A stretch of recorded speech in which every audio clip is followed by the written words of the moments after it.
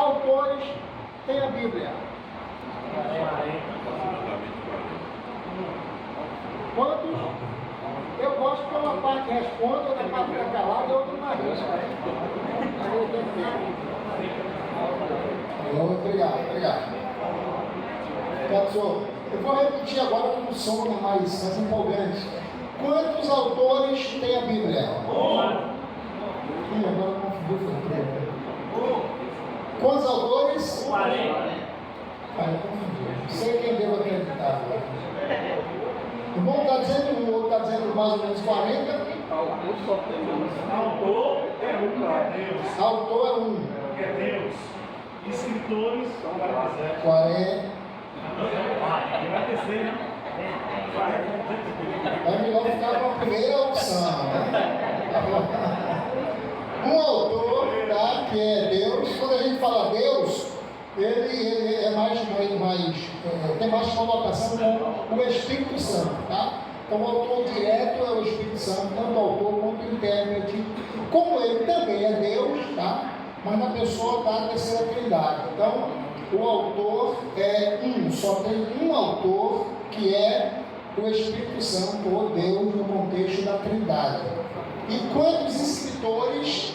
Nós temos mais ou menos 40 escritores, porque alguns dos livros nós não sabemos quem de fato escreveu, ok? Então a ideia é mais ou menos essa. Outra pergunta. Bom, nós vamos conhecer no contexto geral. Esse material eu vou estar depois orientando melhor e passando melhor para vocês. Hoje nós vamos, como eu falei, vai ser uma aula interativa, então nós teremos aí a aula para começar aqui, para terminar que hora, secretária? 21h30. Então nós temos aí uns minutinhos para a gente conversar. Vou fazer ela interativa, então você pode perguntar o que quiser, tá bom? E eu prometo ouvir. Já é alguma coisa, né? Se eu não responder, mas eu já estou ouvindo, né? Já dou atenção da ouvidoria, né? Já fica melhor, tá bom? Então você pode perguntar, falar. O que eu vou falar aqui é óbvio que você já sabe. Não vou falar muita coisa nova. A única coisa que nós vamos fazer aqui é arrumar as ideias. Arrumar as ideias a respeito da Bíblia no seu contexto geral. Mas tudo que eu vou falar aqui você já sabe. A gente só vai classificar, arrumar. Porque o papel, o objetivo na aula de introdução bíblica é você ter uma visão geral da Bíblia como um livro, né? E poder ter uma ideia de como ela funciona. Nós somos crentes há muito tempo, lemos a Bíblia, mas às vezes nós não sabemos ler a Bíblia.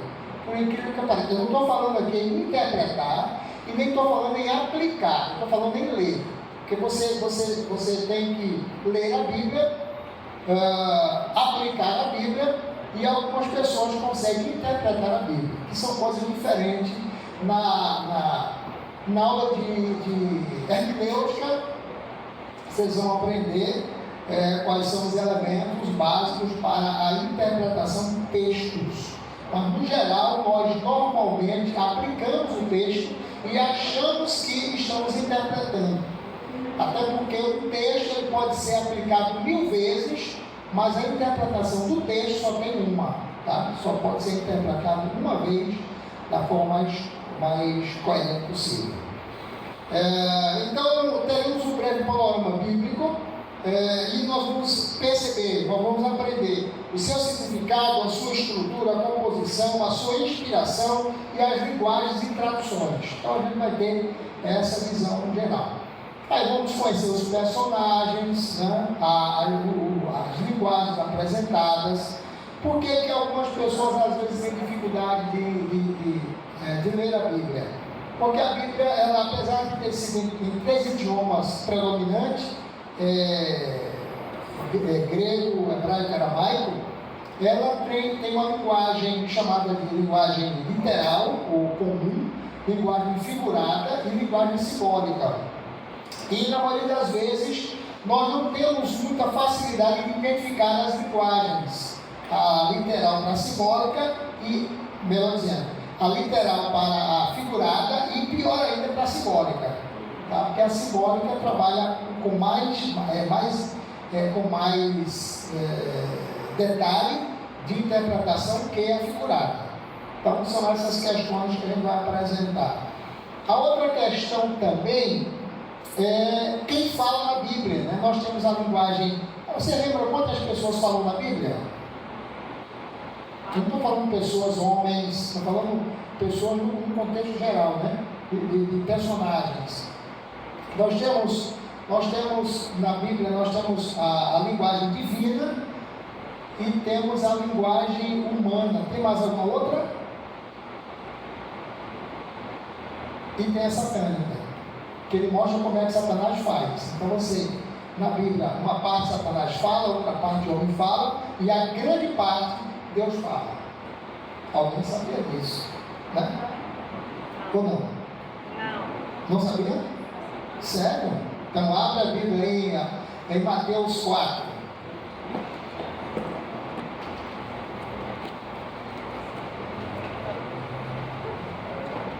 Mateus 4.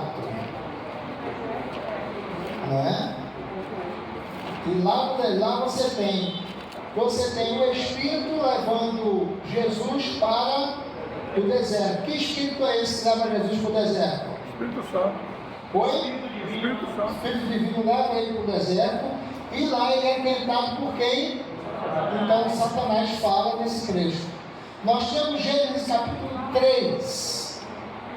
E lá nós temos a tentação de Eva. Quem fala lá? Eva e a serpente.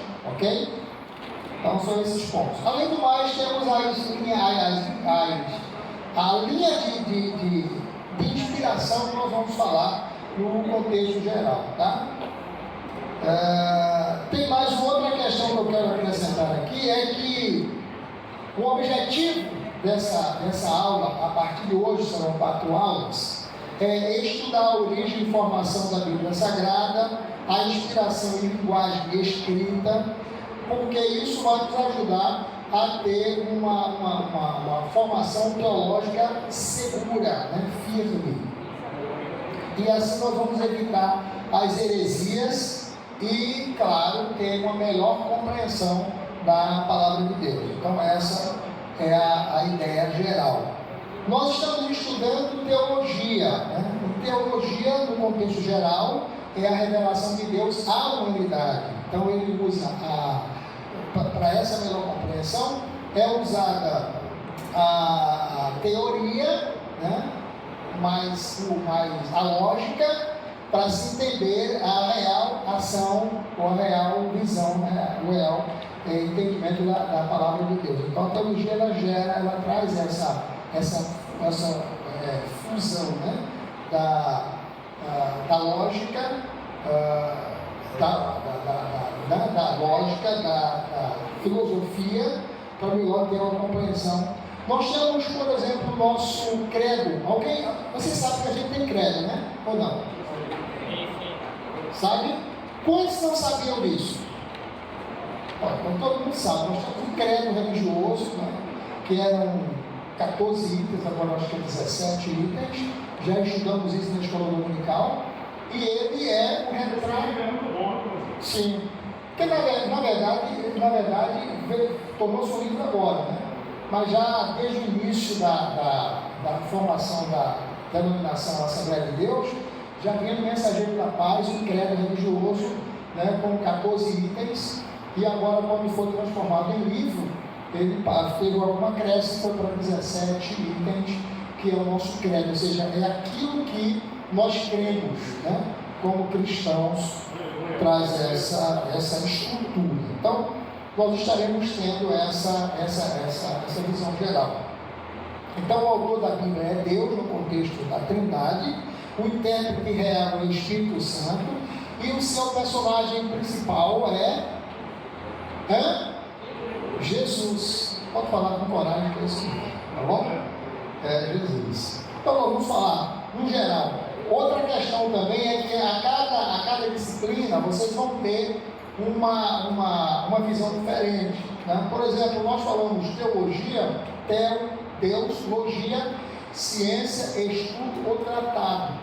Quando nós vamos estudar teologia, normalmente nós citamos teologia, como se fosse tudo teologia, mas não é. Apenas são disciplinas que trazem uma visão das coisas de Deus. Mas aí você vai estudar português, você vai estudar geografia, né? E você vai estudar ética cristã, aconselhamento cristão, que traz a composição dessa visão bíblica do comportamento. Em outras denominações tem a disciplina vivência cristã, teologia do culto, liturgia e tantas outras disciplinas. Nós temos aí umas 50 disciplinas distribuídas nesses anos para nós aprendermos mais e melhor. Então você tem, no geral, que eu quero começar. Oi? Qual é a melhor disciplina dessas todas? Todas. Eu estava lendo ela hoje, mas todas na. A melhor de todas é todas. E vou te explicar por quê. Porque elas são interligadas, entende? Então quando você vai estudar uma disciplina, ela é composta de outras para você ter uma compreensão mais ampliada. Então é muito importante que você conheça, por exemplo, a doutrina da salvação. É importante isso. Mas se você não conhecer a doutrina da Trindade, ou seja, as três, conhecer a doutrina de Deus, de Cristo e do Espírito Santo, você vai ter uma compreensão boa da doutrina da salvação. Para você ter uma melhor utilidade da doutrina, aproveitar os seus benefícios da doutrina da salvação da Trindade, não seria fácil se você não conhecesse a primeira disciplina chamada bibliologia, entende? Então você tem na bibliologia, você tem a antropologia, que é a doutrina do homem, e aí você tem a questão da criação e outras coisas mais. Então você, no geral, você vai se completando. Então cada disciplina tem a sua importância.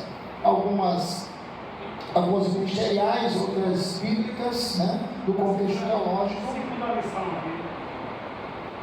A mais importante é a glorificação. Mas o que é que a gente entende por segundo? Segundo, uma linha de raciocínio que a lição está apresentando, entende? Por exemplo, ela está apresentando, vamos imaginar que a lição bíblica esteja apresentando um leque de 13 lições, nas 13 escolhidas, essa é a mais importante, nesse aspecto. Quando a gente vem para a doutrina geral da teologia, aí todas são importantes, né? Umas um pouco mais, outras um pouco menos, mas elas se completam nesse aspecto. A primeira que você precisa conhecer, porque você vai estudar teologia e você está sendo em português, entende? Porque no português você vai ter uma noção básica do significado das palavras em si, para poder ter uma aplicação no contexto bíblico. Você vai ter o conhecimento da bibliologia, a composição, a linguagem. Por exemplo, nós temos muitas coisas na nossa Bíblia que nós temos dificuldade de compreensão. E se você não tiver um mínimo de português, você não vai ter facilidade de interpretar. Eu lembro que a gente estava dando aula de hermenêutica e nós fizemos essa colocação interessante. No interior estava um obreiro lá pregando e ele falou sobre aio. Alguém já ouviu essa palavra na Bíblia? Aio. Quem já ouviu? Quem já viu? Tá lá. Aí ele está lá pregando sobre aio, porque a lei se viu como aio e tal. E quando ele terminou, um irmãozinho falou e perguntou para ele: ô pastor, e o que é aio? Aio? Aio não é aio. Aio é aio. Dá sabor, dá tempero. Aio. Entendeu? O aio dele é o aio que a gente conhece. Só que o aio que a Bíblia fala não tem nada a ver com aio. Né? Aio na Bíblia é um nome dado a um escravo que é responsável pela educação dos filhos do seu senhor. E como responsável, ele conduz aquele filho até a escola em segurança e traz para casa de segurança. E se ele cometer algum erro, se cometer alguma coisa errada, o senhor Aio ainda pode castigá-lo, porque tem essa autorização do seu senhor. Muito parecido com o Aio que a gente come na comida, né? É um tutor, na linguagem moderna é um tutor. Então, são essas coisas que às vezes terminam atrapalhando. E se você não tem esse entendimento, fica difícil, né, de você fazer uma boa aplicação.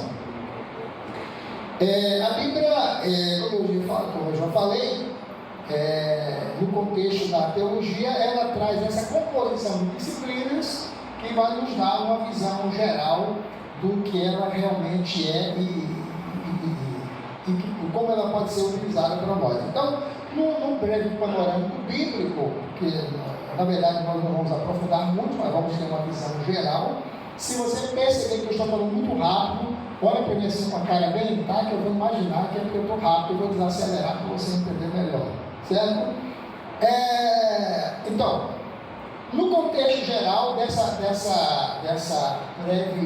breve panorâmico bíblico, eu quero que você olhe para a Bíblia e enxergue ela como um livro fácil de ser lido e também assim, muito fácil de ser aplicado no nosso dia a dia.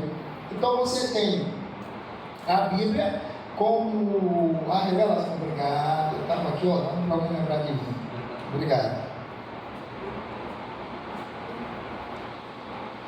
A Bíblia, ela é a revelação de Deus à humanidade. É o contexto da teologia. A Bíblia também é o livro do momento para todos os momentos da vida. Outra coisa interessante, a Bíblia como sendo a palavra de Deus, ela nos traz um entendimento de mutação. Tá? A Bíblia é mutável.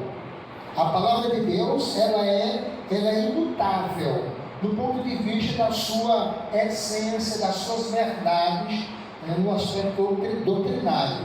Mas no contexto de atender às nossas necessidades, ela é mutável. Não sei se vocês conseguem enxergar o que eu estou falando. Não. Em forma de efeito. Tipo assim, ó, vou dar um exemplo aqui. Viva. Pelo fato de ela ser viva, ela significa... E essa mudança, essa mutabilidade do aspecto dela ser um organismo, ela atende a cada necessidade dentro daquela necessidade. Vou dar um exemplo aqui rapidinho. Já percebeu quando você está passando por uma crise qualquer, uma perseguição, uma tribulação, sei lá o que é, e aí você chega na igreja e escuta o hino, mas meu Deus, que hino maravilhoso! Como é que eu nunca consegui enxergar esse hino? Mas o hino está lá há 10, 20 anos, 30 anos, e você não ouviu, porque você não estava dentro da necessidade que ele apresenta. E quando você está dentro daquela necessidade, ele toca o seu coração, mexe com você, fala a sua alma. Não é assim? De igual modo, você também está angustiado, vai lá, abre a Bíblia Sagrada, um texto, você lê o texto e ele regozija você, ele ajuda, ele consola o seu coração, mas aquele mesmo texto, em outra ocasião, não fez esse mesmo efeito, sendo ela a palavra de Deus. E aquele mesmo texto, outro dia que você for ler, não vai gerar o mesmo efeito.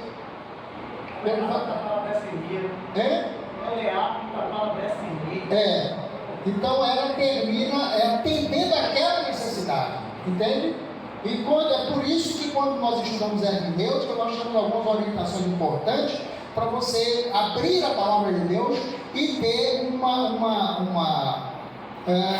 ter um entendimento do que ela pode fazer na sua vida. Algumas pessoas, por exemplo, eles pegam a Bíblia, abrem aleatoriamente, porque alguém diz que a Bíblia fechada é um livro e aberta é a palavra de Deus. É um conceito muito relativo. O que pode ser aplicado a esse ponto? Eu oro, peço a Deus uma palavra e aí eu abro a Bíblia. Eu tinha uma ligação para isso, tá? Se eu abrir ela aleatoriamente, não vai gerar nenhum efeito para a minha vida. Assim como eu posso abrir qualquer livro. Vou abrir um livro de pensamentos. Olha, os pensamentos eu gostei, mas ele não trabalha uma necessidade dentro da minha necessidade. Então, quando você ora e abre a Bíblia, a história é outra.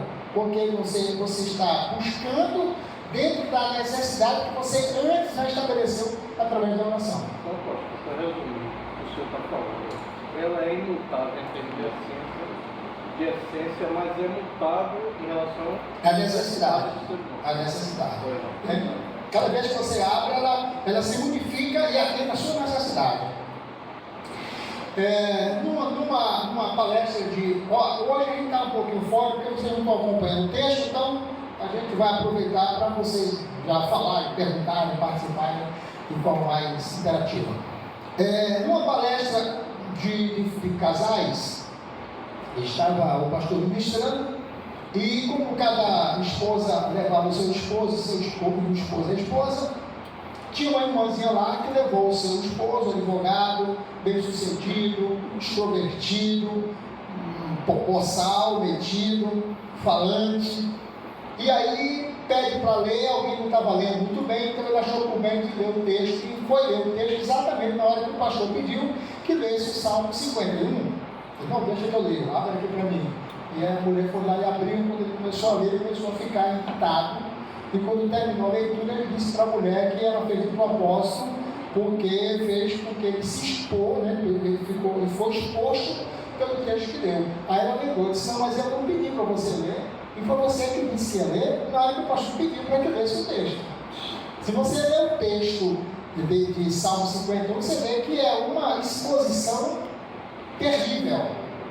E ele se identificou exatamente com aquele texto. Ele ficou assim, sabe, muito vergonhoso, né? Muito vergonhoso, porque o texto estava dizendo quem ele era. Você entende? Então tem essas questões apresentadas. Atual dele. Então são essas questões que a gente começa a perceber. Então a Bíblia ela tem essa habilidade de poder atender exatamente aquela necessidade. Então, a Bíblia, como chegou até nós? Bom, nós temos... Deixa eu antecipar aqui algumas coisas. Esse ponto eu falo lá na frente, mas eu vou voltar um pouquinho para agora. A Bíblia, quando ela foi formada lá no início, ela era formada de fragmentos. Livros aleatórios, textos aleatórios, até porque não se tinha material, né, que condensasse o texto, então eles eram todo dividido.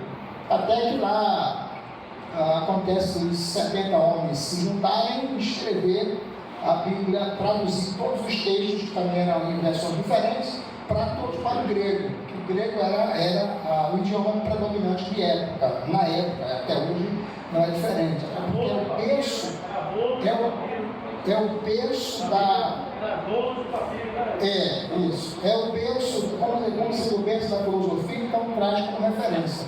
E aí os 70 homens fizeram a versão Septuaginta, que é a versão de 70, que traz tudo para a linguagem, para o idioma grego, né? E aí faz a estrutura, e ela vem se formando no volume.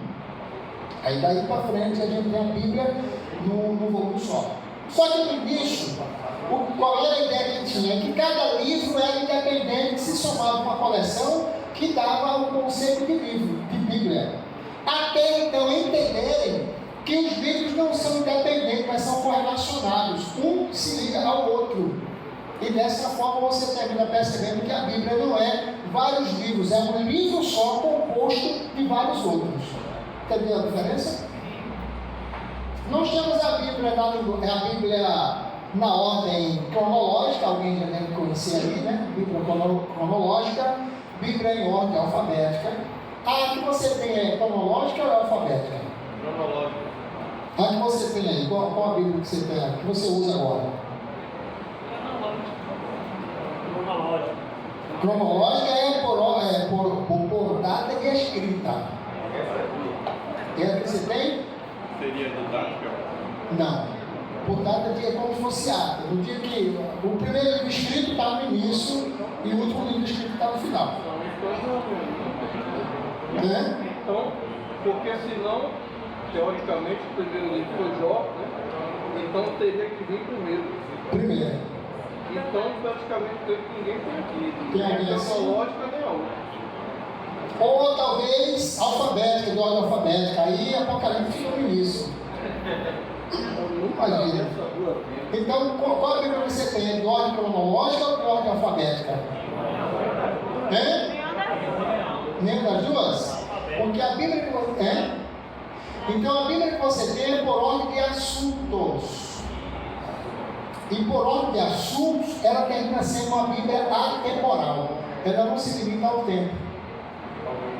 Ela foi escrita de forma assim, aparentemente aleatória por várias pessoas, mas quando ela traz para o volume geral, ela pontilha assunto por assunto. Mas, pastor, de fato, essas Bíblias que o senhor citou existem? Existe. Eu não tinha Existe. A Bíblia Cronológica. ela começa por João.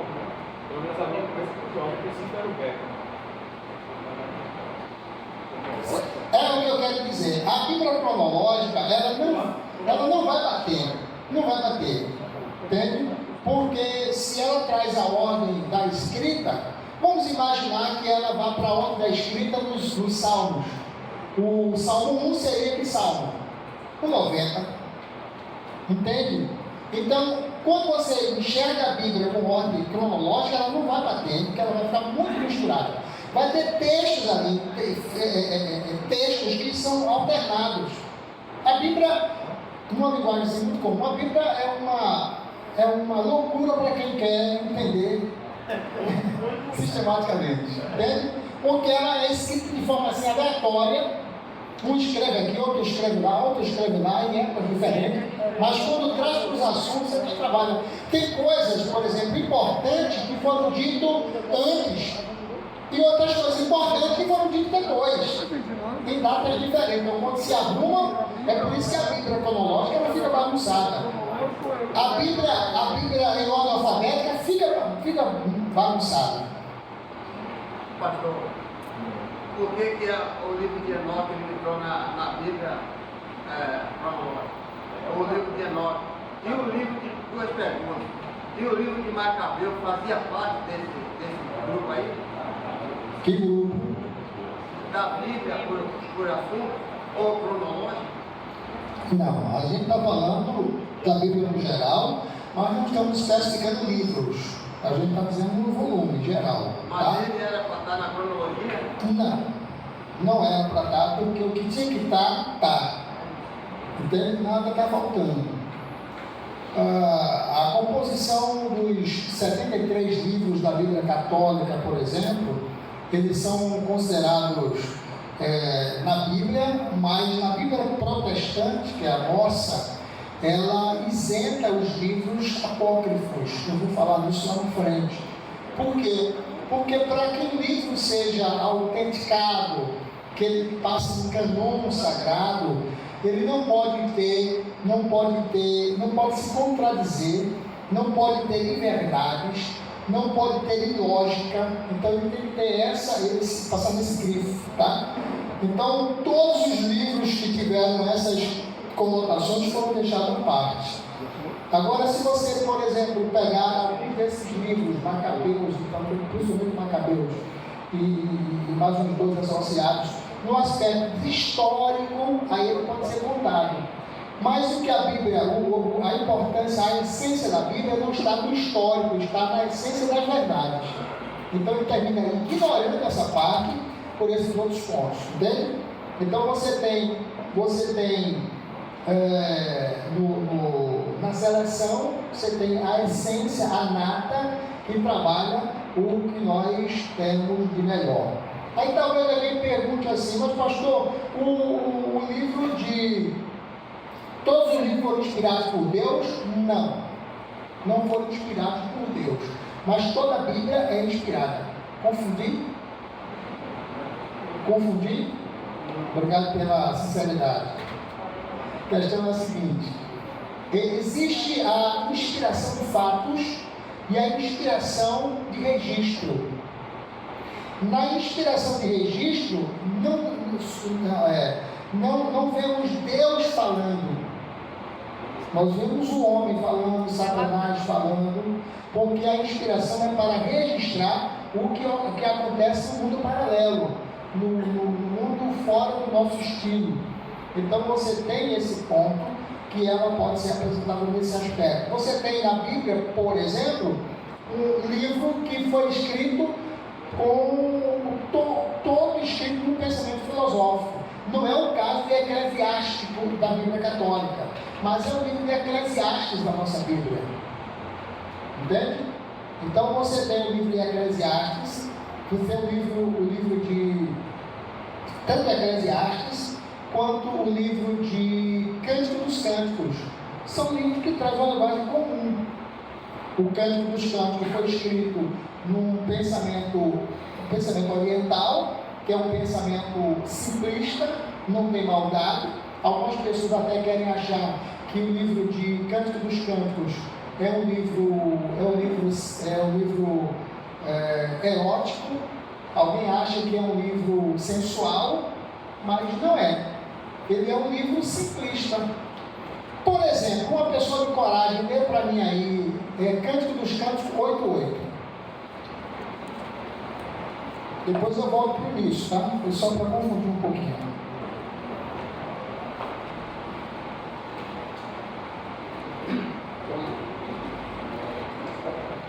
Eclesiastes 8:8, Cântico dos Cânticos 8:8 é alto consumo.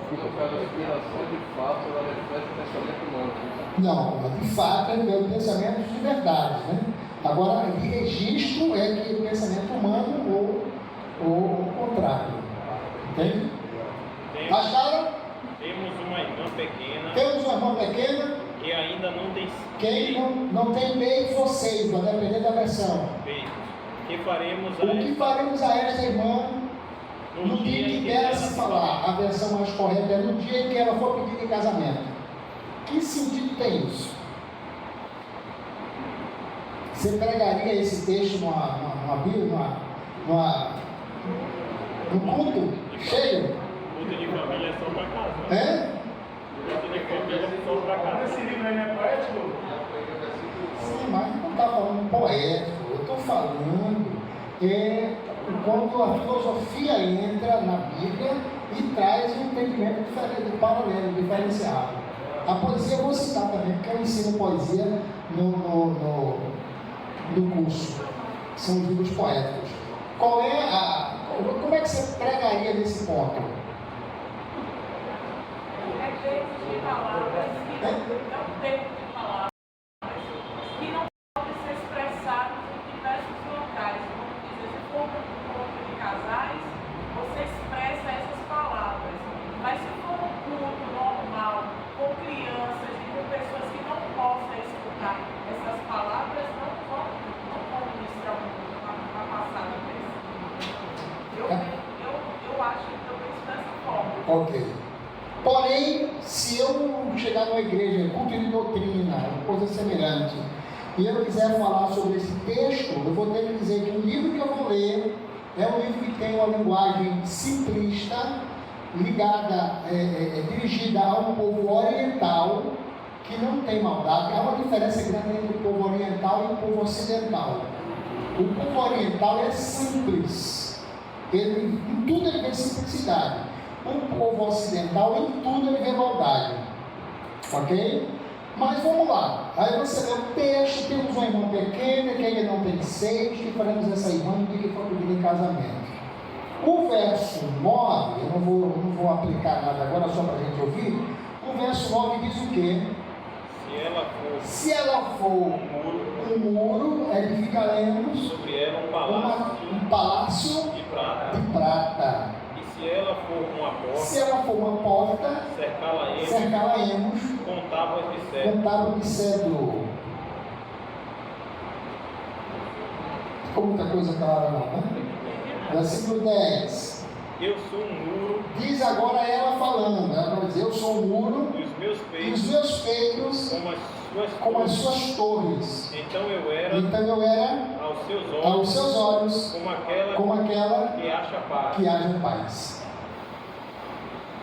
Bom, aí eu vou ter que entender que o livro é um tanto alegórico, tem uma linguagem oriental para o povo oriental, onde não vê maldade. E outra coisa interessante, Quando, por exemplo, a Bíblia fala aí de peitos, está falando de quê? De estética? Está falando de quê? Hein? Utilidade? Na verdade, quando ela está falando aí de peitos ou seios, ela está falando de fonte de alimentação. Olha que diferença.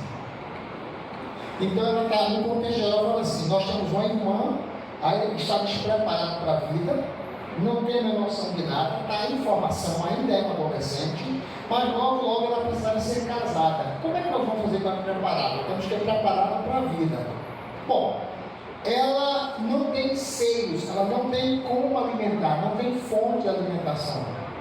Se ela tivesse fonte de alimentação, nós iríamos valorizá-la mais por isso. E aí vem mostrando a Torre para, se ela for uma porta, faz um paralelo de um aspecto poético, de uma complementação de entendimento, porta da ideia de acesso, de entrada, de permissão, e aí você tem um monte de aplicações para o dia voltado à ideia da linguagem oriental.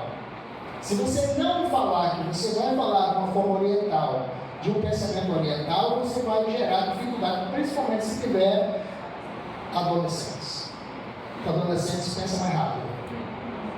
Ok? Então você precisa desanar esse ponto. Professor, estamos aqui para aprender, né? A gente poderia aplicar esse texto aqui à igreja? Também.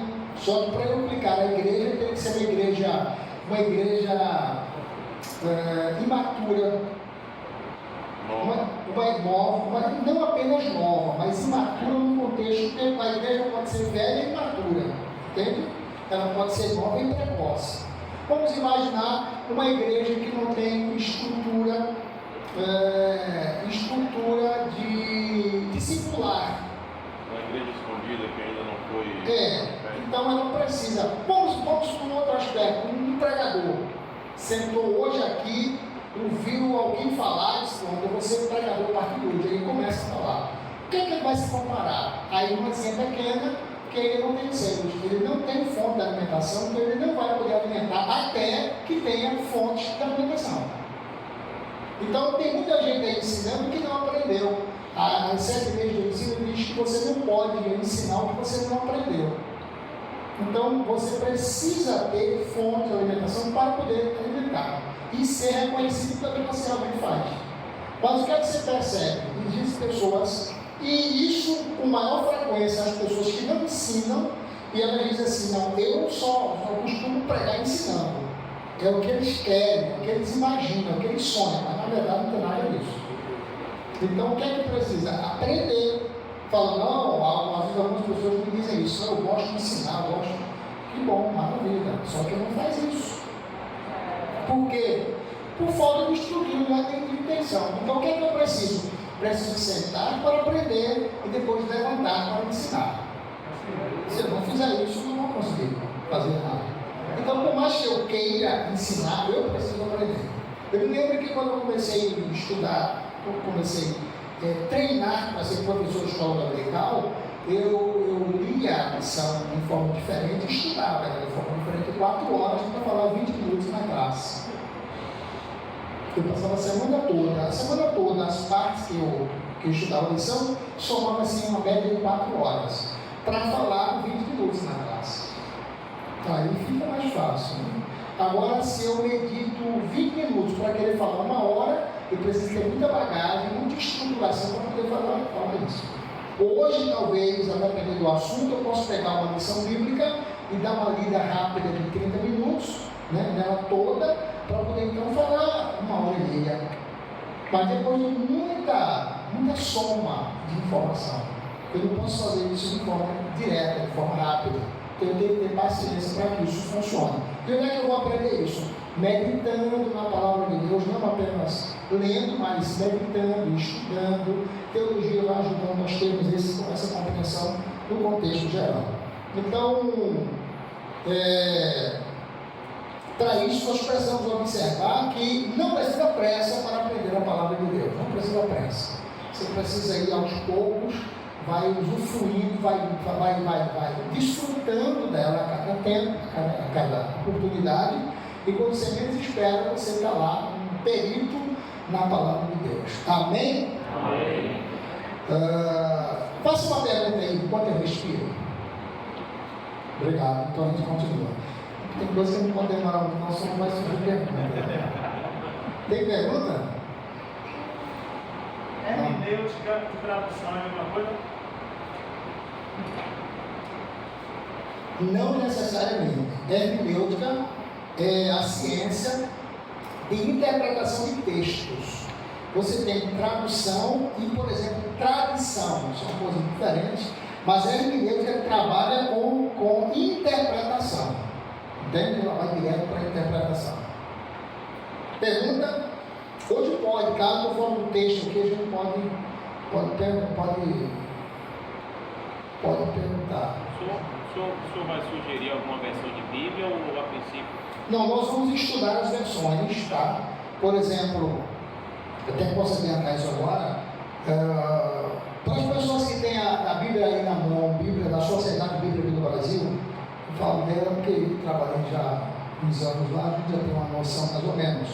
Por exemplo, quantas pessoas têm aí a Bíblia da Sociedade Bíblica do Brasil? Ela pode ser da CBD, também é Sociedade Bíblica. Eu vou te ensinar como é que você identifica a linguagem dela. Pronto.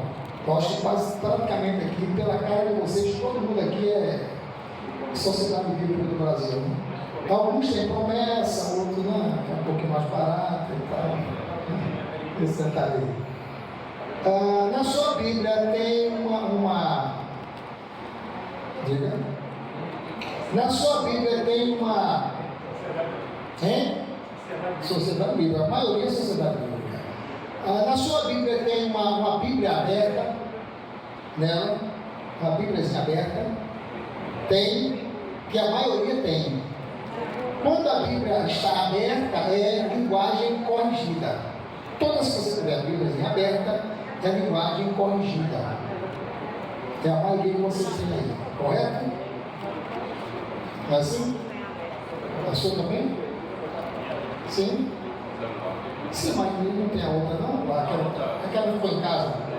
Então, aí de repente você tem uma Bíblia da Sociedade Bíblica, mas ela aparece duas alianças. Uma aliança pertinho da outra. Aliança dupla. Quem tem aliança. Se ela tiver aliança e tiver a Bíblia aberta, ela tem duas versões. Se ela só tiver duas alianças, ela é atualizada. Linguagem atualizada. Se ela tiver cruz, assim, cruz dupla, cruz, ela é a linguagem de hoje. Entende? Pois é. Aí vem a questão, qual é a melhor de Bíblia? Vai depender muito. Por exemplo, a linguagem de hoje, Sociedade Bíblica, linguagem viva, da editora Viva, Vida, linguagem nova versão internacional, elas trabalham na mesma linha de linguagem. E qual é a forma dela? Por que às vezes nós não gostamos dela? Porque elas é como se elas estivessem parafraseando a Bíblia. É como se você lesse o texto da Bíblia e estivesse falando daquele texto para um novo convertido. Você muda as palavras todas? Essa é a ideia. É por isso que você pega a linguagem de hoje, linguagem viva, ou linguagem versão internacional, você não gosta muito dela, porque ela naturaliza demais. Para que outras pessoas entendam, ela simplifica demais. Se você vai estudar a Bíblia, o que é que eu oriento? Eu oriento que você pegue uma linguagem clássica, corrigida, e depois que você lê a corrigida, você compara a atualizada, e depois você vai para as demais, que é a questão da linguagem de hoje. Por quê? Porque na sua cabeça tem que ficar a linguagem mais próxima da original e as outras associadas para você ter uma melhor compreensão. Às vezes você quer fazer um estudo, você começa pelo mais fácil. Não é recomendado isso. Você não vai aprender assim. Você vai para mais difícil e vem em duração calma. Tá? Se você pegar o texto e começar pela linguagem de hoje, você vai ter dificuldade. Porque algumas linguagens, elas oscilam na veracidade. Ela não compromete a essência, mas a forma como ela apresenta, ela tem menos impacto dessas outras. O que o senhor acha da versão Reina Valéria? A Reina Valéria, ela é... Porque, por exemplo, nós temos aqui no nosso convívio, nós temos a linguagem que é a mais usada, é a linguagem João Ferreira de Almeida. Então, todas essas que eu falei, que a grande maioria que você tem, elas foram tiradas da João Ferreira de Almeida, que é um texto básico. A linguagem mais latina, né, ou mais para o espanhol, o castelhano, eles usam muito a Reina Valéria. A Reina Valéria não traz a versão português, traz a versão espanhola, então ela traz essa língua. Então é como se fosse a Reina Valéria lá, é como se fosse João Ferreira de Almeida aqui. Às vezes, se alguém vai comprar uma Bíblia e diz assim, eu quero uma Bíblia João Ferreira de Almeida, praticamente todas que você tem João Ferreira de Almeida. Agora as versões são diferenciadas, mas da própria João Ferreira de Almeida. Ok? Eu tenho uma Reina Valéria em português. Inclusive eu dei a minha sogra e ela falou que era a Bíblia católica. Isso, porque você interpreta ela não de João Ferreira de Almeida, mas da linha de Reina Valéria, que é uma Bíblia boa também. Eu tenho ela em espanhol, é boa também. O que mais? Faz outra pergunta aí para me inspirar aqui. É única e não comum? Oi? É única e não comum? Única E não comum? e não comum. Eu não captei. Ela é única e não comum? Ela quem? A Bíblia? Única. Deixa eu tentar entender a sua pergunta. Única em utilidade e importância. Ela Sim, ela é isso, ela é única nesse aspecto e não é comum pelo fato dela ser especial, ela ser autoexplicativa, dela ser autoritária, entende? Então ela tem essa conotação dela ser especial nesse aspecto. Então a Bíblia, para ter uma ideia, a regra principal da hermenêutica é que a Bíblia interpreta a própria Bíblia. Então ela tem essa autoridade sobre ela mesma. Ela dá o nome a ela interpreta ela diz o que ela é e o que ela não é. Para nós termos uma ideia, um livro, ele para ser autenticado, ele precisa falar de outro livro, dentro da própria Bíblia. Então você tem um livro, para esse livro ser autêntico, ele recebe a autenticidade de um outro livro que faz referência a ele. E assim o outro, e assim é formado a cadeia temática da autenticidade dos livros da Bíblia Sagrada. Esse que dá a ela essa autoridade especial. A Bíblia é a teologia. É? A Bíblia é a teologia. Não nessa ordem, porque a teologia vem da Bíblia. Mas ela é bibliologia. Bibliologia sim, porque ela é formada direto da Bíblia, entendeu? Agora, por exemplo, a teologia, ela nasceu com o entendimento de conceituar os ensinos, a linguagem, o propósito do que a Bíblia fala. Agora, o Novo Testamento pode ser cristologia? Não. No Novo Testamento tem cristologia, mas não é cristologia. Entende? Porque você tem três personagens principais, né? Homem, Deus, Satanás. Ok? Então você tem a Bíblia. Você tem. Deixa eu antecipar aqui algumas coisas. Henrietta escreveu um livro que Billy prefaciou, que inclusive tem ele como um texto aqui, que é Estudo Cronológico da Bíblia, Editora Vida, Henrietta. Ele traz isso aí, é o livro que a gente usa como texto base para a bibliologia e para panorâmica bíblica. Então, vamos lá. Ela apresenta a Bíblia em 4 palavras. palavras. Na pesquisa eu acrescentei mais uma. Estou falando que eu acrescentei mais uma, porque se você for lá para o texto da Bíblia, do livro, você vai encontrar lá 4 palavras que descrevem a Bíblia. E eu apresento 5 palavras. Quais são elas? Então vamos lá. Eu vou dizer 5 palavras que descrevem a Bíblia no todo, para você enxergar a Bíblia inteira. A primeira palavra é preparação. Preparação. A segunda palavra é manifestação. Manifestação. A terceira palavra é, essa por aqui eu acrescentei, é propagação. Propagação. A quarta palavra é apropriação. Apropriação. E quinta palavra é revelação. Então você tem preparar, manifestar, propagar, aplicar e revelar. Ok? O significado, vamos lá. Os 39 livros da Bíblia, 39 livros da Bíblia, foram feitos com o propósito de preparar o povo para uma nação. Prepara o povo para uma nação, e essa nação que vem já preparada, dela surge o Messias.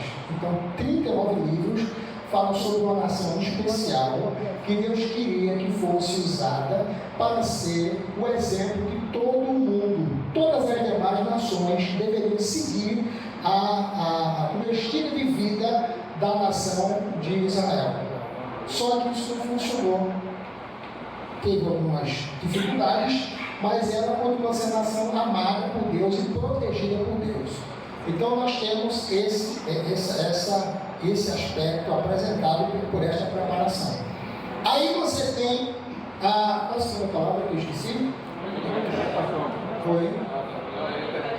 Essas 5 palavras são A Bíblia no todo. Ok? Qual a segunda palavra?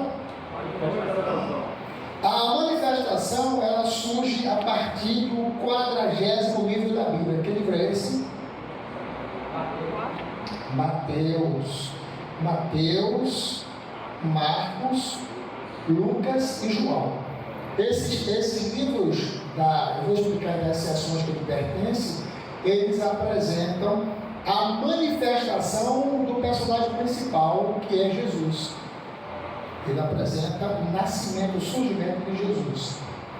A terceira palavra que eu acrescentei é a propagação. Ela está voltada para o livro histórico do Novo Testamento, chamado de Atos dos Apóstolos. Nele é registrado os 30 primeiros anos, os primeiros 30 anos da igreja. A igreja foi... Estou operando. Propagação. Eu vou comentar, depois eu sintetizo, tá?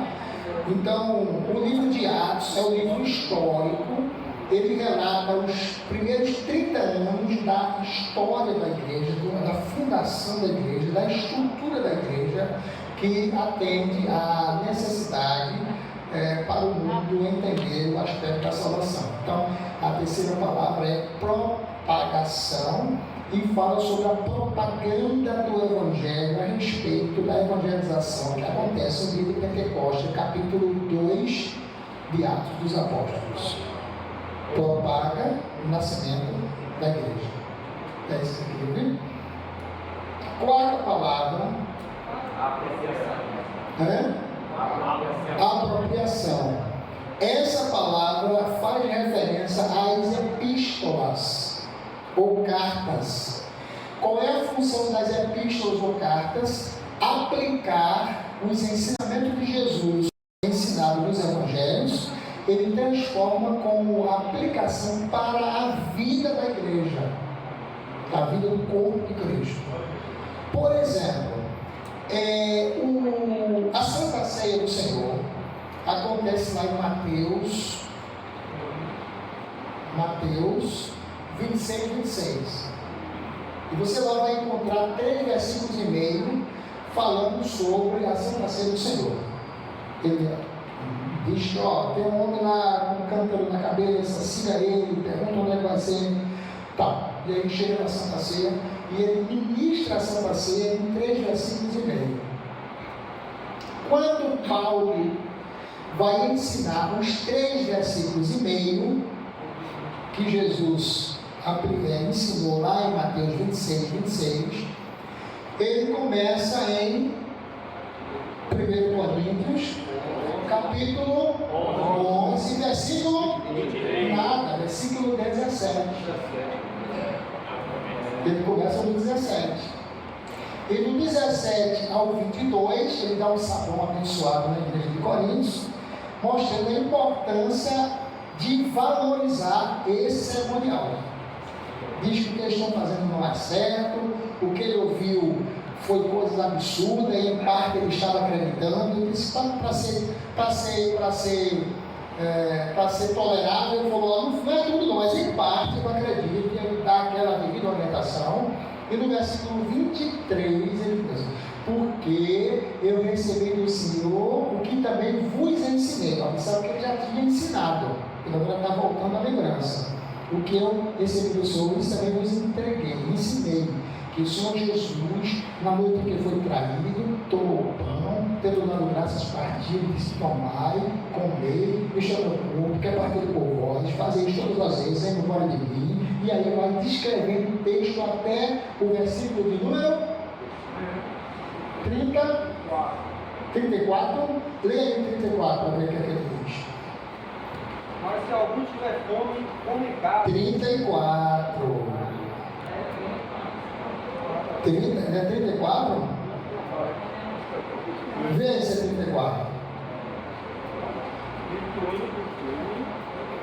É? 1 Coríntios 11. Como é que diz? Mas se alguém tiver fome, coma Então é carne. 33. Ok? Então o 34 não precisa ser dito na Santa Ceia, até o 33 sim. Porque o 34 ele volta para o ponto do 17. No 17 eles iam para a ceia, cada um levava o pão e o vinho, um levava muito vinho, outro levava pouco vinho, levava muito pão, levava pouco pão. Parecido com aquela ceia de virada de ano, lembra? Não traz um galego, mas só quer ver Chester. Né? O outro que traz peru não aceita um frango qualquer. Né? Tem que ser um peru que ele trouxe, a coisa tem que ser dele, porque foi ele que trouxe o peru. Né? Não, mais ou menos assim, né? Se traz refrigerante, se ele trouxer Coca-Cola, nem pense em dar, como que é, não tem, que ele não vai querer, ele só quer a Coca-Cola que ele trouxe. E aí, não é assim, né? Não é assim que funciona? Então, na ceia não é diferente. Aí a outra dizia assim, eu estou com fome, não começou, já vou partir, ó, o que eu trouxe é muito, se eu estou pegar a parte não vai fazer diferença, já ia pegar a parte dele, e era assim. Por isso que ele falou, ó, para você se juntar, para comer bastante, você faz isso em casa. Então você faz um banquete em casa, mas aqui, o que funciona, em outras palavras, parafraseando, o que funciona na igreja do Senhor não é a quantidade, é a qualidade simbólica daquilo que você está fazendo.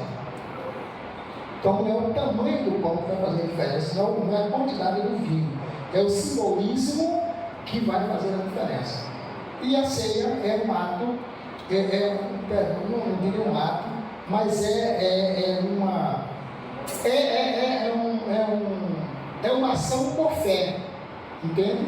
Você trabalha pela fé, e quando você trabalha pela fé, você traz para o presente o que aconteceu lá com Jesus na cruz do Calvário. No Velho Testamento, eles olhavam para frente. Porque tudo que acontecia, por exemplo, a serpente foi levantada no deserto, apontava para frente. Para frente. Né? Então era uma mensagem futurística. Quando Jesus veio, morreu e tal, estava no presente, aos contemporâneos junto com ele. Dali para frente, Paulo diz que nós devemos olhar para trás e lembrar do que aconteceu. Então, a Santa Ceia é um start, um outdoor que faz você ler o passado e não esquecer o que aconteceu. Para que você não esqueça, a cada mês você relembra o sacrifício de Jesus para te proporcionar a salvação. Então você fica a doação da ceia, um cerimonial que te traz para o passado. Por isso chama cerimonial. Ele traz, um memorial do que aconteceu para você nunca esquecer do que houve. Ok? Na verdade, pastor, em termos práticos, foi uma substituição da Páscoa dos judeus, né? No caso. Eu até digo um pouco mais. Não seria uma substituição da Páscoa, mas a Páscoa apontava para a Santa Ceia. Você entendeu? No Velho Testamento era Páscoa e quando ela fecha o ciclo da Páscoa, aí ela abre a Santa Ceia. Tipo da ceia. É o tipo da ceia. Entendeu? É um tipo da ceia. Então, é assim como, por exemplo, os sacrifícios feitos lá no Velho Testamento era com data de validade, né? E era vencida a cada ano, você tinha que fazer de novo. Então tinha que apresentar outra vez, porque apontava, era um tipo de Cristo que apontava para o sacrifício permanente. Quando nós chegamos ao sacrifício que acontece quando Cristo é crucificado, Cristo morreu literalmente, morreu em nome de quem? Literalmente, Cristo morreu em nome de quem? Em lugar de quem? Não, literalmente ele morreu em lugar de Barrabás. Literalmente. Literalmente ele morre em lugar de Barrabás. Simbolicamente, ele morre em lugar do mundo inteiro. Porque Barrabás era o pior de todos que representava a humanidade inteira. Tem sentido? Então ele morre. No sentido jurídico. Ele morre em lugar de Barrabás, literalmente, que simbolicamente corresponde à humanidade inteira. Agora, trazendo para o dia de hoje, pastor, é por isso que o mundo está nesse caos todo, né? Que eles escolheram Barrabás do que Cristo. De certa forma, sim. Eu não estou dando doutrina de Deus, mas só para mexer com a cabeça de vocês, eu vou fazer uma pergunta, talvez não responda, mas eu vou fazer uma pergunta. Quem matou Jesus? Não responda não, deixa essa palavra, deixa eu ver doutrina de Cristo. Vamos para a Bíblia Sagrada. Vamos lá na Bíblia Sagrada, tem muita história por aí.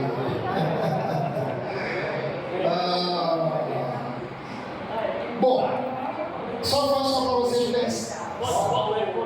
Não tem resposta. Tem? Falta um quinto, obrigado.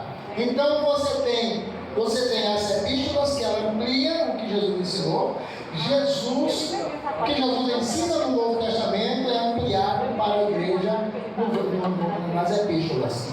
E Apocalipse. Apocalipse é um livro de revelação ou de mistério? Mas para muitos é considerado de mistério. Mas na verdade ele é revelação, porque ele revela os mistérios, né? E tem muitas igrejas assim, igrejinhas, carinhosamente, igrejinhas, que amam o mistério, porque no mistério você não se compromete com nada, não revela nada, não se compromete com nada, entendeu? Não entende nada, é mistério. Não foi mistério, é mistério. Você não explica mistério. Mas o senhor crê no mistério? Eu sei, não precisa saber qual é a intenção da pergunta. Não? Porque eu, por exemplo, eu não posso ver no mistério, porque o mistério não está revelado. Eu não posso. Mas eu entendi a pergunta dele. Eu quero saber se eu sou pentecostal, batizado com a Espírito Santo. Então o que é que acontece? Pela falta de habilidade para revelar as coisas, qual é o mais provável? É você transferir para o inexplicável. E mistério é inexplicável. Tem aquele culto que você, foi tudo mistério. E alguém perguntou, como é que foi o culto? Olha, não entendi nada, mas foi uma bênção. mistério, entendeu? Eu não sei se é por esse lado. Então, qual é a nossa preocupação? Não é questão do mistério em si, é questão do seu significado. Porque às vezes as pessoas são muito simplistas demais da conta e termina não entendendo as coisas mais comuns. Então eu preciso saber que o Apocalipse é um livro que revela os mistérios de Deus. Mas se alguma coisa estiver difícil, eu tenho que lembrar de Deuteronômio 29. Né? São as coisas reveladas para nós. Ok? Então eu preciso ter esse cuidado. Eu não preciso me preocupar, tem gente que se preocupa muito em interpretar a Bíblia. Não, aplique, já é o suficiente. Para falar nessa questão de fazer errado, como hoje não pode falar quase tudo, nós temos um problema que aconteceu, se não me engano, acho que aqui no sul da Bahia, de um pastorzinho, carinhosamente, tá? Não estou depreciando, que teve um problema na igreja dele. Um problema depois, né? Que a princípio foi um casal que teve um sonho, não me lembro bem se foi o marido ou a mulher, que teve filhos com o pastor. Poderia ser do ponto de vista espiritual, né? E aí vai para o pastor ficou confuso, como ter filhos comigo e tal. E aí a mente mexe e termina passando por Oséias. É foda. Então, nesse caso, vamos lá. O marido concorda que a mulher se deite com o pastor. Isso aconteceu, tá? E aí ela se deita com o pastor para poder ter filho com o pastor, porque ela teve um sonho. E aí o pastor pesquisou e encontrou lá em Oséias dizendo: pega uma moça e adulta. Vai. A Bíblia está lá, pega uma moça adulta, casa isso com ela. Ele se vai e adultera. Ele só trocou a adúltera por adultera. Muita coisa não, só mudou uma letrinha só, uma cestinha de leve, né? E aí pronto. Quando o repórter chegou lá e falou: mas como aconteceu? Não, porque está escrito, mas está escrito, está aí. Aí o repórter pega e diz assim: uma mulher adúltera. Aí o pastor ficou assim com a cara de paisagem, porque não entendeu que pega a mulher adultera. Ele pôs acento no lua e deixou passar. Entendeu? E agora? Já estava feito. Então existe um monte de mistérios em igrejas que não tem explicação, mas tem um monte de complicações por estas e outras razões. E é por isso que nós precisamos cada vez mais aprender melhor da Bíblia Sagrada. Amém? Mesmo sendo a Bíblia um livro divino, foi por meios humanos que ele se revelou a todos nós. Então Deus usa o humano para revelar o divino.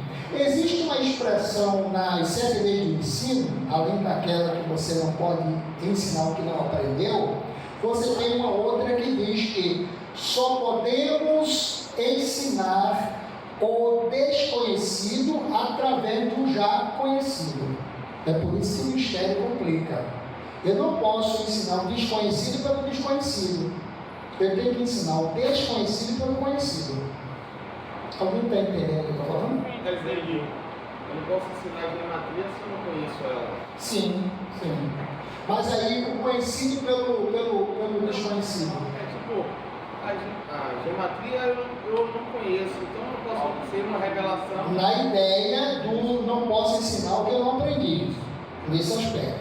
Mas no aspecto de ensinar o conhecido pelo desconhecido, como é que eu devo fazer? Como é que você apresenta um desconhecido por um já conhecido? Porque o pastor sempre falou aí, né? Você falou sobre Timóteo, né?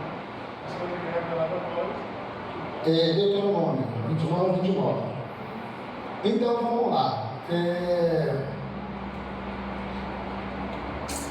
Se eu tivesse num lugar fora da Bahia, lá no extremo sul, extremo norte, e alguém, eu empolgadamente dizia assim: gente, eu estou com vontade de comer um abará ou uma acarajé.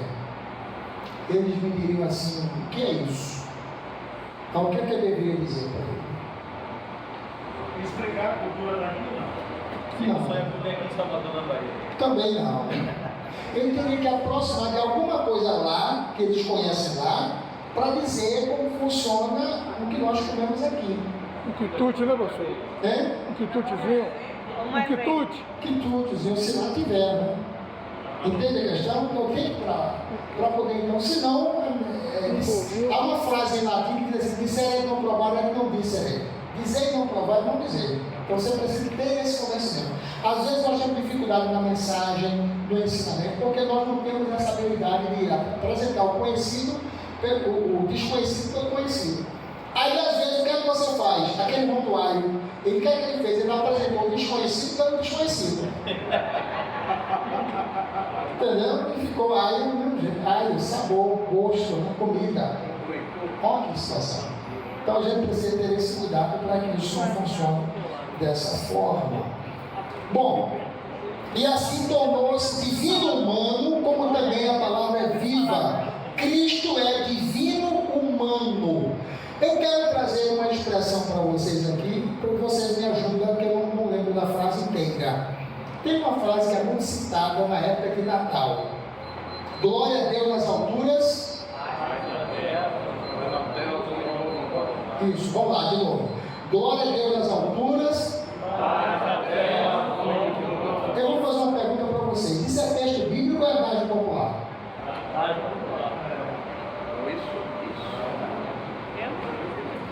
É? Texto bíblico ou adagio popular? Eu acho que ele parafraseou porque os anjos falam isso. Os anjos falam isso. Você viu uma bobagem dessa e casou quase todo mundo? Foi a salvação do anjo? Não é bíblico. Não é Tem bíblico. uma rádio, mas foi com base na salvação do anjo. Tem base, não é bíblico. Com base na salvação do anjo. Glória a Deus nas alturas e paz na terra aos homens de boa vontade, é uma transliteração do contexto católico, porque supervaloriza o homem. Mas na nossa Bíblia deve estar assim, ó: glória a Deus nas alturas e paz na terra e boa vontade para com os homens. Qual a diferença? E boa vontade para com os homens, não aos homens de boa vontade. Porque ninguém presta. Não é assim? Mas é para o nosso dia a dia. Outra frase. Jesus, eu não estou dando Jesus, não, mas está no geral hoje pode. Jesus é Deus, ok? E Jesus foi menino, ok?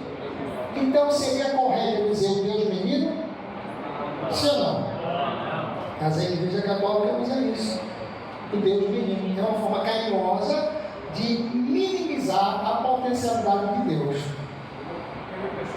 Então você termina carinhosamente diminuindo a abrangência do Deus divino, supremo, humano, e em outras palavras supervaloriza o Papai Noel. Porque enquanto Deus é menino, Papai Noel é um velhinho, barba, experiente, conhece todo mundo, não se esquece de ninguém. Nessa que a musiquinha diz, e contraria completamente as verdades. Tem a musiquinha diz: como é que Papai Noel não se esquece de ninguém? Né? Cantando, né? Não falando como fala. E o que é isso? Na cabeça da criança começam as confusões. E ele tem dificuldade de compreender. Eu preciso ensinar para os meus filhos o caminho que devem andar, até quando envelhecer ele não vai se desviar dele. Só que às vezes nós deixamos as crianças como crianças e deixamos que ela aprenda como criança. Deixa ela aprender sobre Papai Noel, deixa ela aprender sobre criança. Aí mais tarde você vai ensinar ela já aprendeu o que deveria. Enquanto algumas pessoas estão esperando que a criança passe de 7 para aprender, a psicologia diz que ela tem que aprender até os 7. Imagina que situação. Ou seja, quando você vai imaginar, quando você vai pensar em ensinar, ela já aprendeu tudo que precisava. Aos 7 anos ela já formou a sua ideia sobre as coisas. Professor, Oi. aproveitando esse gancho aí da conotação católica, né, o termo Santa Ceia, né, é um bom momento agora para o senhor falar um pouquinho sobre isso, essa conotação.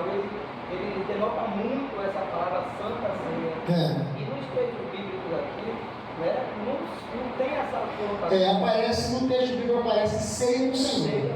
No contexto geral, nós falamos muito isso. Vamos para a Santa Ceia hoje. É o hábito, né? Santa Ceia, a gente usa muito essa expressão como se fosse naturalizado. Não chega a preocupar, tá? Não chega a preocupar. Santa Ceia, o ceia do Senhor não altera muito, porque ela não compromete o conteúdo. Agora, tem outra coisa que compromete mais. Quando você termina a oração e diz em nome do Pai, do Filho e do Espírito Santo. Aí isso compromete mais do que a Santa Ceia do Senhor. O certo seria em nome de Jesus, amém. Em nome do Pai, do Filho e do Espírito Santo é o símbolo da cruz. Os católicos fazem e a gente reflete. Em nome do Pai, do Filho e do Espírito Santo. Coisa boa, né? Na verdade, mas não conto para ninguém não, tá? Oi?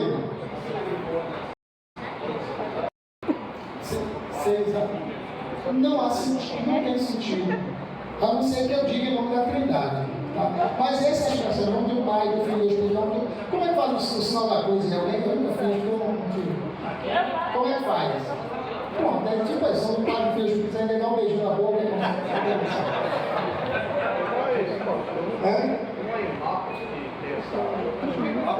Em nome do Pai, do Filho e do Espírito Santo. Jesus fala do batismo, batizando. É outra história, eu estou orando. Eu estou falando da oração. O batismo é em nome da Trindade, Pai, Filho e Espírito Santo. Até existe um texto lá na Bíblia que diz assim: batismo em nome de Jesus. Algumas igrejas batizam só em nome de Jesus, porque na Bíblia diz assim: batizando em nome de Jesus.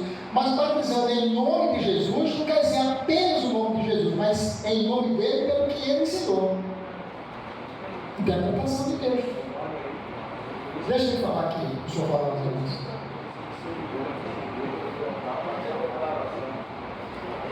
Não cabe não. Porque em nenhum lugar a Bíblia recomenda em nome do Pai, do Filho e do Espírito Santo. Batismo.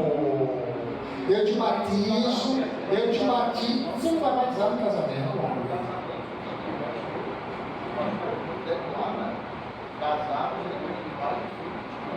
Eu nunca declarei isso. Cada um faz do jeito. Entendeu? Mas chega a comprometer isso? Não chega a comprometer, não. A questão que é, o que a Bíblia diz? O que a Bíblia diz? Você deve pedir em nome de Jesus. Entendeu? Se não, a gente daqui a pouco orar, por exemplo, vamos pedir em nome do anjo. Tem uma nova denominação que está focando muito no anjo Gabriel. Gabriel, um guerreiro, fala mais dele que de Deus. Bom, depende-se muito disso. Mas o que eu estou falando é o seguinte: o que a Bíblia diz é em nome de Jesus. Você faz o batismo em nome da Trindade. Eu te batizo em nome do Pai, do Filho e do Espírito Santo. Amém não precisa também, né? Porque o amém está do outro lado. Diga lá. Sim.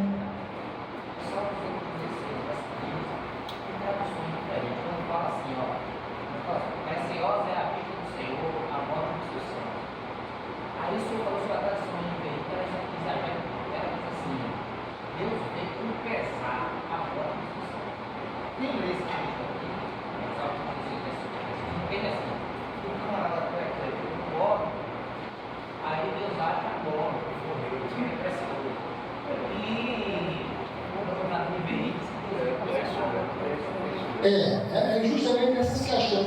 A questão é a seguinte: nas traduções, existem muitas palavras que foram traduzidas porque nós temos muitos sinônimos comparativos de tradução. Tá? Mas, por exemplo, o grego ele é muito rico e existem sinônimos do grego que não tem substituição em outro idioma. Então, às vezes, ele termina repetindo. Nesse caso aí, diz preciosa para o Senhor é a morte dos santos. Preciosa, da ideia que é o quê?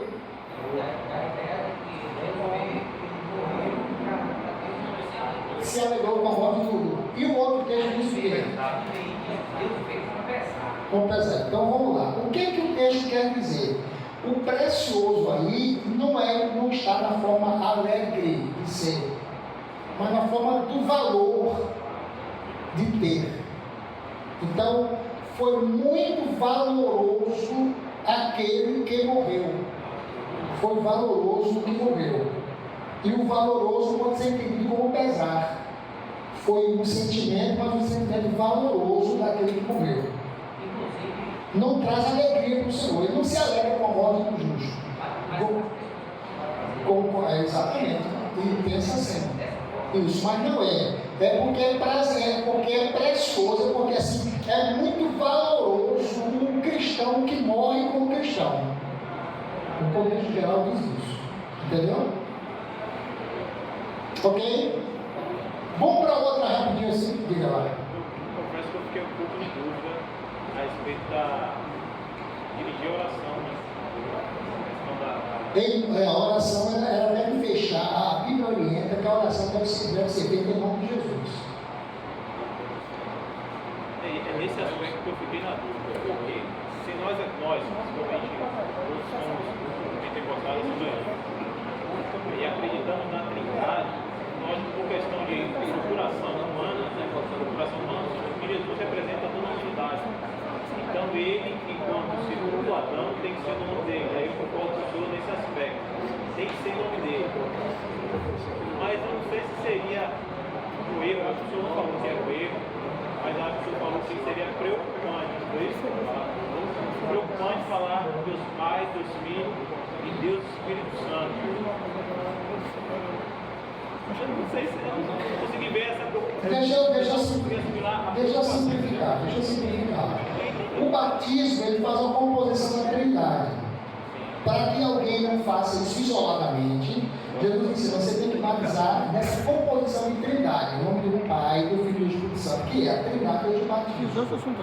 Na oração, tudo aquilo que pedires ao Pai em meu nome, no nome de Jesus. Então, a oração é em nome de Jesus, amém. Eu tenho que orar. Na oração eu tenho que orar. Louvando, agradecendo e fechando em nome de quem me deu autoridade para isso, que é em nome de Jesus. Quando você vai fazer agora não, né? Mas há um tempo atrás você vai comprar fiado em nome de alguém, você tem que citar o nome da pessoa. E aí a responsabilidade ficava para aquela pessoa. Meu pai mandou ponto, então o pai vai pagar. Meu tio, então o tio vai pagar. Então quando você vai em relação a Jesus, é a mesma coisa, está dizendo o seguinte: em nome de Jesus, tudo que eu estou pedindo aqui é em nome dele. E ele já liberou. Então tudo bem, ele já resolveu. Quem pegou a mercadoria, então não tem hora, quer dizer, quem pegou a mercadoria tem responsabilidade mesmo. Tem do nome que ele usou. O nome que ele usou. Entendeu a questão? E toda a autoridade foi dada a Jesus. E foi ele que pagou o preço da cruz. É ele que tem sobre si, levou toda a carga. Então tudo está voltado para ele, como Deus homem. Ok? Para resolver isso. Está nesse aspecto aí. Então ele fez, e por ele é que nós somos abençoados. É isso que Isaías diz, né? Pelas suas pisaduras fomos sarados. Então tudo está associado a ele. Ok? Vamos só mais uma para a gente fechar? Eu gosto de fazer uma avaliação aleatória, eu vou fazer essa e logo em seguida eu vou dar uns minutinhos para vocês me convencerem que valeu a pena. Tipo assim, o que vocês conseguiram aprender, absorver, achar interessante. Mas eu quero fechar com uma frase que também vocês conhecem. Na presença dele. Isso, cita aí para mim, todo mundo junto, vamos lá. Na presença dele, a bela tristeza salta de alegria. Ele quem? Ele quem? Jesus, Deus, Espírito Santo, a Trindade. Você já pensou? Outro dia eu estava dando obras, mas pastor, eu já preguei tantas coisas. Se você pregar agora, você prega, mas já avisei. Na presença de quem? Aquela tristeza dele prazer. Do Leviatã, do crocodilo. Não é de Deus, não. Viu? Não é de Deus, não. Certo? Tem até hino dizendo aí, na presença dele, não. Dele quem? De Deus, não. Tá? Do Leviatã, do crocodilo, do bicho terrível. Tá? E salta de prazer porque dá saltos, né? Porque na tradução parece prazer, mas não é não. É como se você, por exemplo, você pode chorar de alegria, né? Ou chorar de tristeza. Então salta, mas não é exatamente de prazer, seria saltar, se assusta, né? Está onde? 41, Jó 41, 25, acho que é alguma coisa assim. Bom, gente, no geral, deixa eu só uma paradinha aqui. No geral, nós vamos seguir a sequência na aula que vem, vai ser mais fácil para você me acompanhar, espero que seja. Agora, a aula de hoje. Diga aí, só não pode elogiar, só pode falar qualquer coisa, criticar, tá menos elogiar. Aula de hoje. O que é que você considera absorver? Pastor, rapidinho aqui antes dos irmãos falarem. Em relação à apostila, materiais, alguma coisa assim. Aí a gente vai estar com a secretária fazendo essa questão, o material vai ser impresso e passar para vocês. Tá bom? Não entendi não, a senhora falou muito baixo. Falou muito baixo, eu ouvi não, de ver. Aula de hoje. Menos elogio, pode falar qualquer coisa. O que é que você aprendeu, o que é que você gostou, o que é que não gostou.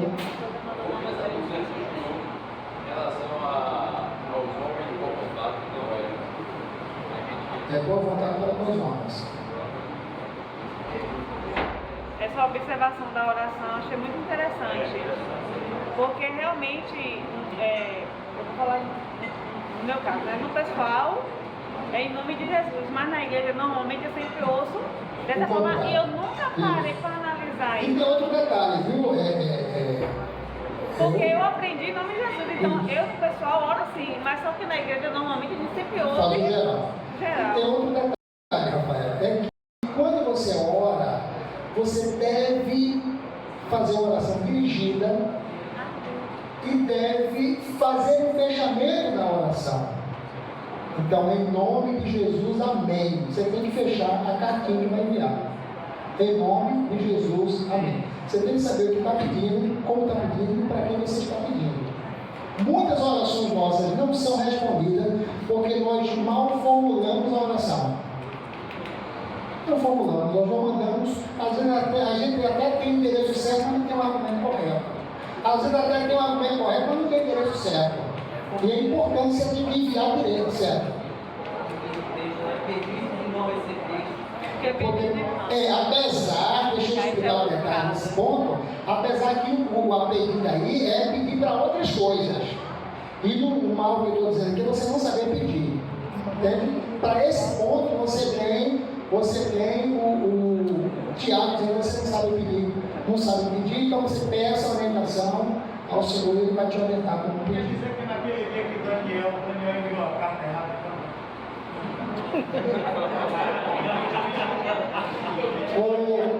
escute, preste atenção. Daniel pediu errado. Não. O que eu estou querendo dizer é o seguinte: muitas orações que você faz, elas não são atendidas porque não são. O Senhor responde com misericórdia, mas você não deu o endereço certo. A questão de Daniel é uma outra dimensão espiritual. Você tem que aprender que quando você está orando, você está evocando uma dimensão espiritual. E a questão de Daniel é semelhante quando você diz assim, vou fazer um jejum a partir da manhã para ficar mais concentrado ao Senhor. Você pensa isso hoje e acorda amanhã com um problema. Acorda com uma discussão, acorda com um contrariado. Não é isso? Esse é o aspecto da situação de Daniel. É você evocar uma situação que você não tem correspondente à altura. A oração de Daniel foi respondida na mesma hora. Qual foi o problema? Dimensão espiritual. Então, às vezes, você está orando para Deus fazer uma bênção, mas tem um monte de coisa contrariando. É a dimensão espiritual do que Daniel passou. Entende? Exato. Você, na hora que ele pediu, foi a mesma, talvez no mesmo tempo que aconteceu com Elias. Na hora que Elias está ainda falando que ele foi do céu. Agora, o que a gente precisa entender? É que muitas vezes a nossa falta de fé e a falta de direcionamento. Eu não estou dizendo que Deus não responde sim. Só que se você faz, quanto mais dirigida for a sua oração, e quanto mais consciente for o seu pedido, e quanto mais fé tiver a sua argumentação, maior é o efeito do resultado. Essa é a questão. Quem foi que queria falar? Diga lá.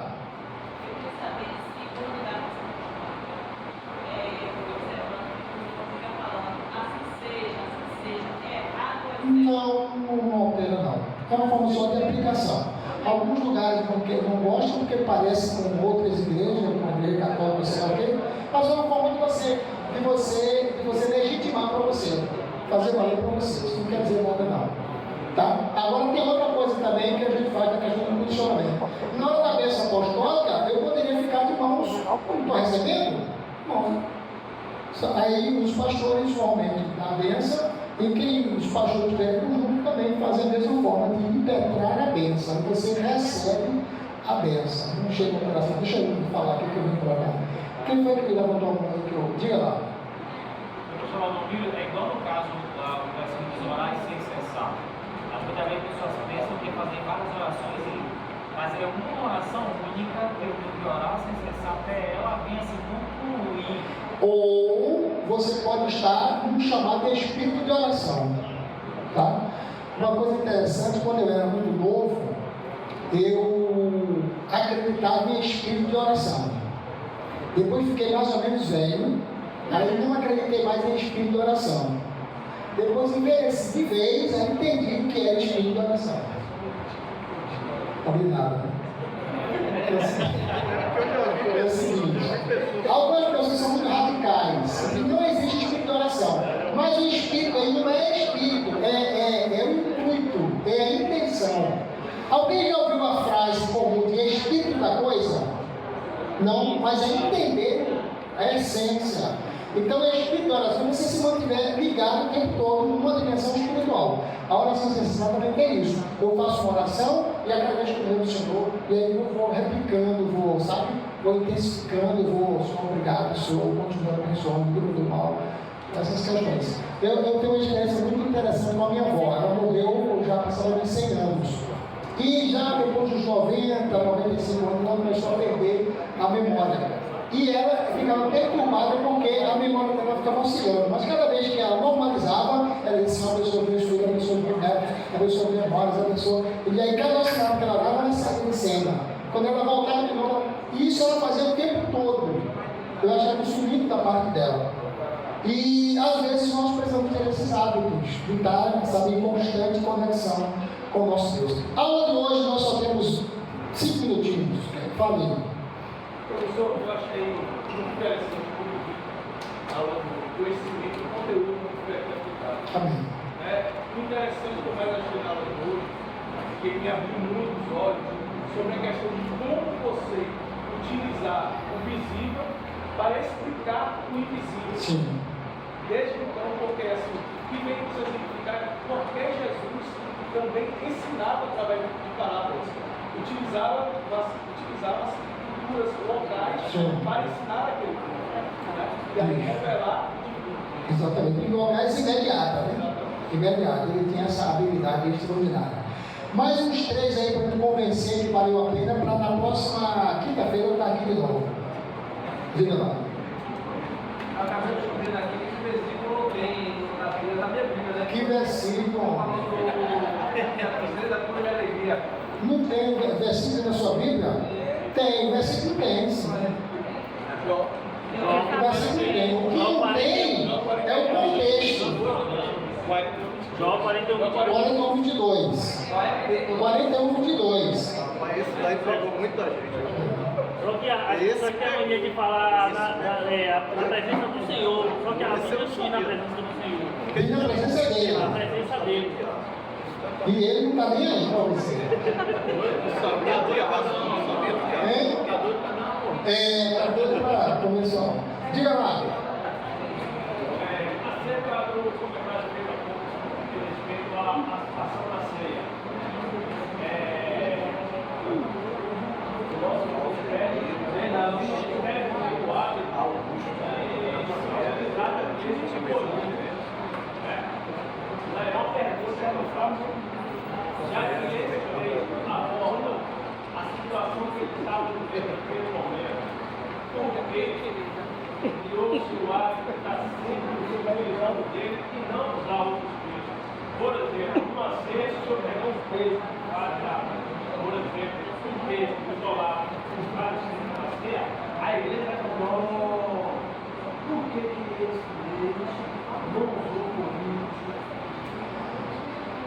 ótimo. Eu posso ministrar a Santa Ceia com Mateus 26, 26.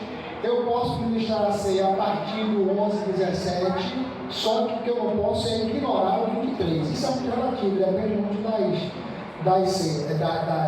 dos ministradores. Não chega a preocupar, não. Porque tanto é isso quanto a benção, a oscilação da benção não altera, não. Às vezes a gente se preocupa muito com o padrão, mas não sofre alteração, não. Em liturgia vocês vão aprender isso de forma mais simplificada. Mais 2 para a gente encerrar. Mais 2. Aula de hoje.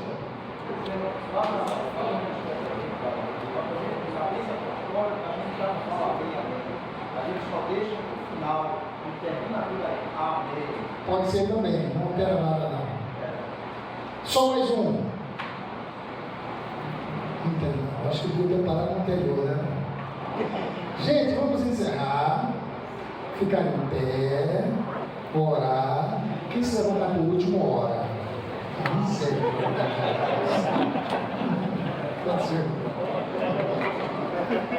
O pastor levantou rápido. Já pensou? Alguma vez, secretária?